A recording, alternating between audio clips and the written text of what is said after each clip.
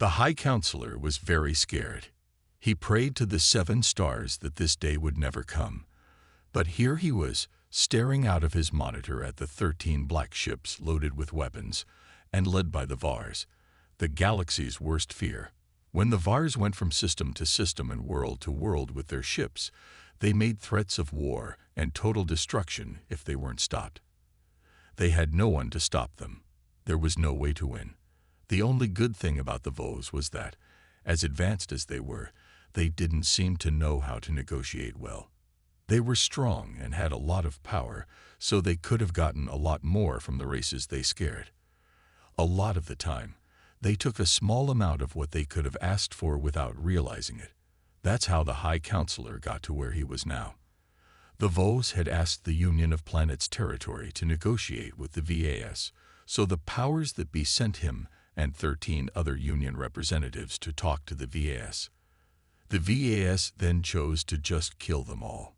When the view screen flickered and changed to show the huge leader, his 2 hearts almost stopped beating. With his green skin and sharp features, he didn't seem very scary. Even though he looked a lot like other intelligent species, something was very off about the huge commander's eyes. They were focused and looked at everyone on the High Counselor's ship's face as if they were looking for something. In a shaking voice, the High Counselor began.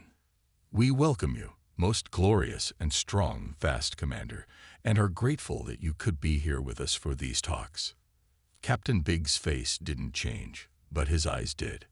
They were not as tight and intense as before. "You can call me Colonel," he said. The translator spat out his words just a few seconds after they were said. The High Counselor bowed his head and said, "Grateful, Commander. I respect how calm and patient you are." As he spoke, he heard another Union official cough a little, as if he was laughing, but he quickly shut it up. The High Counselor looked over and gave the new member of the Union, a race that calls itself humans, a mean look. He didn't know much about them because they had only joined a few 10th cycles ago. It was way too early to send them to such important talks, but Union law said that every member had to send someone. "Do it now." The captain of the VAS barked. "What do you offer the VAs to keep them from destroying you?" The High Counselor bowed his head again with a big smile. "As the leader of the Union, you are the greatest of the vast chiefs. We offer you the 3rd arm of our home system, which goes from what we call Planus to Tro, more than 3,000 asteroids that are rich in minerals, 35 planetary bodies and their moons, and a red planet near the outer spiral." The huge leader leaned back in his chair. He seemed to sigh, and the look in his eyes showed that he was sad. "Who will be the next representative?" He waved his hand at the screen and asked. So in the order that they joined the Union, the 13 other members bowed and offered a large part of their domain. They gave up planets, untold millions of tons of resources, and even ships. And then it was time for the person, the most honorable and impressive leader. The person looked at the view screen for a while. The huge leader didn't seem to notice that the person didn't bow down to him first, but the High Counselor did and let out a small hiss as a warning. "Due to you being a new member of the Union, we are not able to give you any of our controlled room or resources." The person kept talking while the High Counselor's eyes went wide with fear. "But what we can give you is power." The person stopped for a moment. "It's a big glass of shut up." The human was met with stunned silence, and all the other ambassadors looked at him in complete horror. This stupid person just made sure they would all die a horrible death. The huge commander had been looking around his bridge while the other representatives talked to him. Suddenly, he woke up when the translator caught up and repeated what the person had said. He narrowed his eyes again and looked at the officials on the ship. "That was said by who?" His voice was shaking as he spoke. "Who said that just now?" Every single ambassador's hand was pointed at the person before he could even move. The person looked around and sneered as he shook his head a little.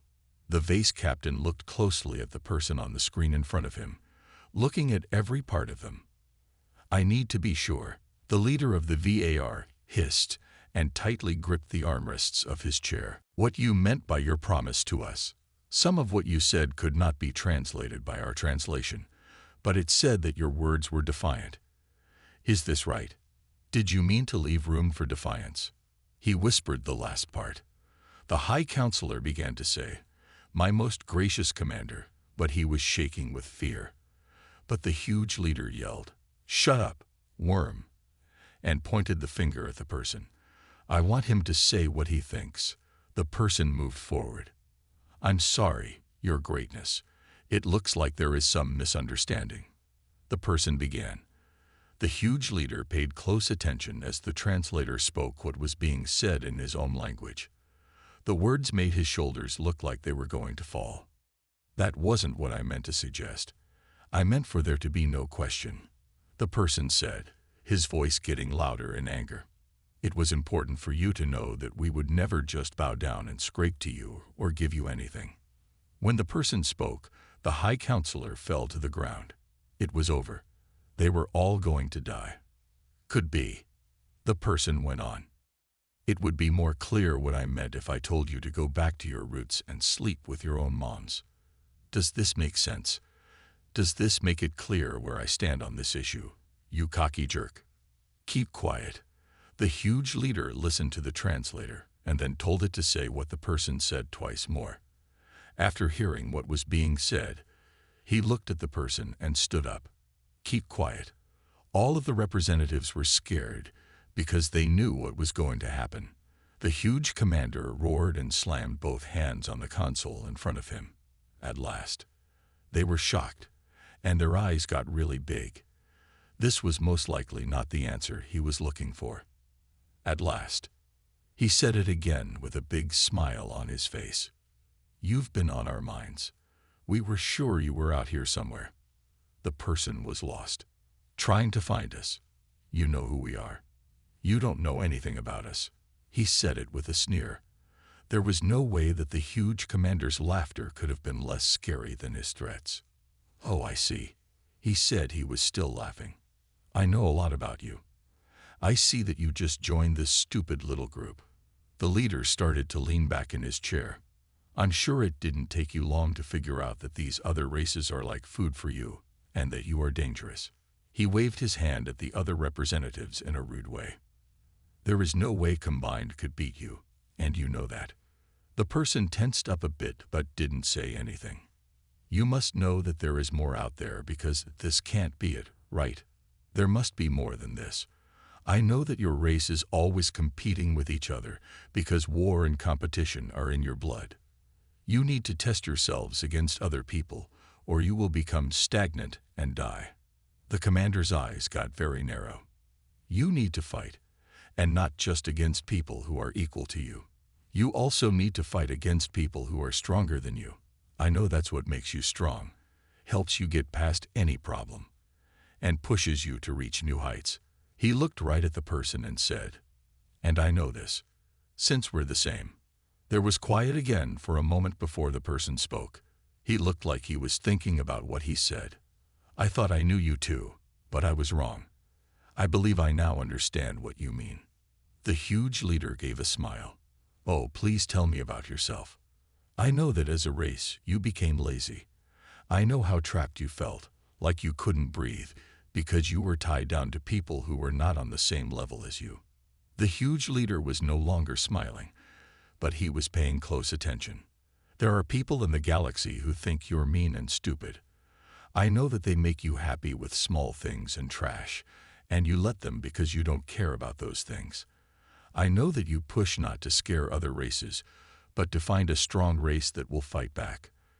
I know you've looked all over the galaxy but can't find anyone who will stand up to you. You don't pick on people. You're not interested. Everything else is less scary than being bored, because why live if there is no thrill in it? I know you're afraid that if you only fight weak people, you'll become weak too.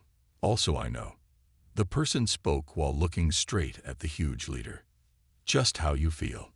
All of the ambassadors on the ship, including the High Counselor, kept quiet. They had lost track of what was going to happen. We were in unknown territory here. "My race has a word for," the person said. that the two biggest guys in the neighborhood have to fight if they get together. The huge leader did nothing but nod his head, but he looked almost sad. I learned, though, that's not always the case.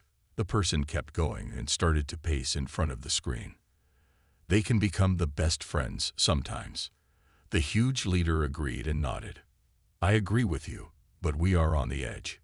He answered, we're right on the edge of something sharp. Are we going to fight? Do we put our skills to the test against each other? Is it meant to be that it's going to happen? The person stopped walking around and turned to face the leader. You don't feel like an enemy to me. You really feel like a brother. The huge leader nodded in a sad way. We've been looking for you for a long time, so that we can test you and ourselves in war. And now that I found you, I don't want to keep going that way. Let me tell you something, the person replied. Smile back at the commander. Come on over. Some food goes on the grill, some beers are drunk, and we talk about what we're going to do. He listened, and then the huge leader said, Dear person, the translation didn't get half of what you said. He smiled. But here. I like the way it sounds. We will get ready to be taken to your ship. The person smiled. This one not. We can't see the battleship because it's behind the moon. We brought it just in case something went wrong. The High Counselor looked shocked when he heard this. The very big leader laughed and pointed at the person. There was a reason I like your race. The captain also said, almost as an afterthought, the person said, because we both like to win. What do you think about sports? Hey there, guys.